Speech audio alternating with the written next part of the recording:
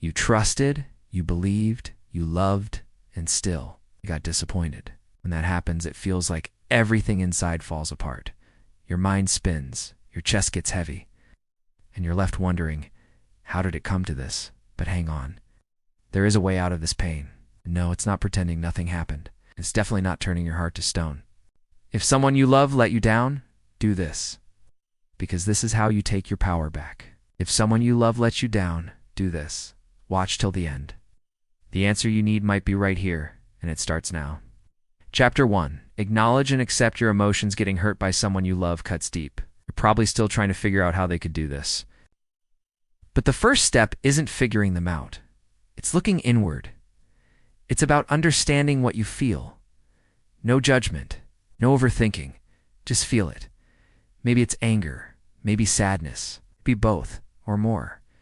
You don't need to label everything right now, but you do need to admit the pain is real. Faking you're fine won't protect you. It disconnects you from yourself. Give yourself permission to feel. No rush, no guilt. Feeling your emotions doesn't mean drowning in them. It's like saying, I see you, but you're not driving the car. That's how you regain control over your reactions. You stop yourself from lashing out at others.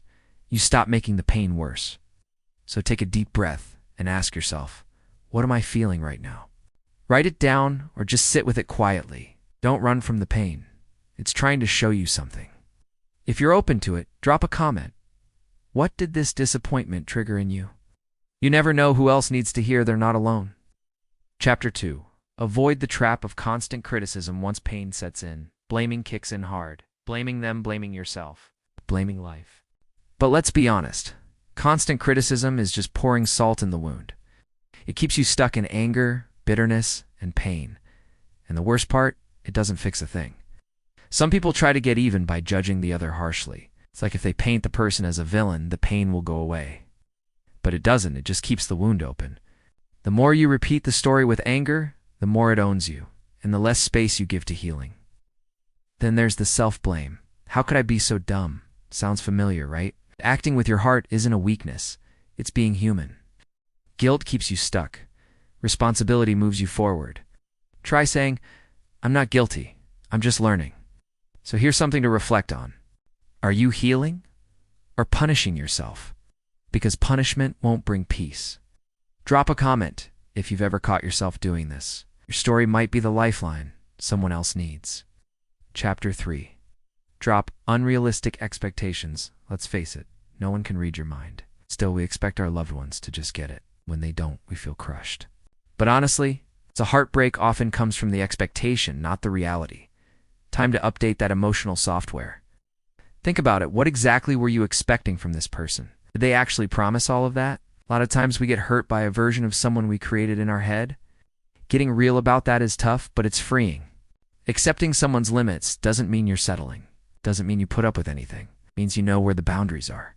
You get to say, this is okay for me. This is not.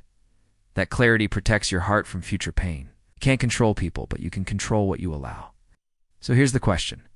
What expectation do you need to let go of today? Comment down below. Sometimes writing it out is the first step. You're not in this alone. And realizing that makes a huge difference. Truth stings, but it also sets you free. Chapter 4. Rewrite your response to pain. The pain is here. Now you choose what to do with it. You can let it harden you, or you can let it shape you into something stronger. Reacting with awareness is emotional power. And it starts with one question. What do I want to do with this pain?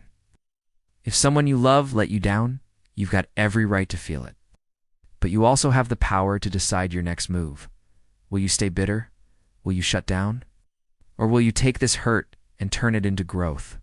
The answer isn't out there. It's in you. Forgiveness is an option, not a rule. If the hurt was deep, walking away might be self-love.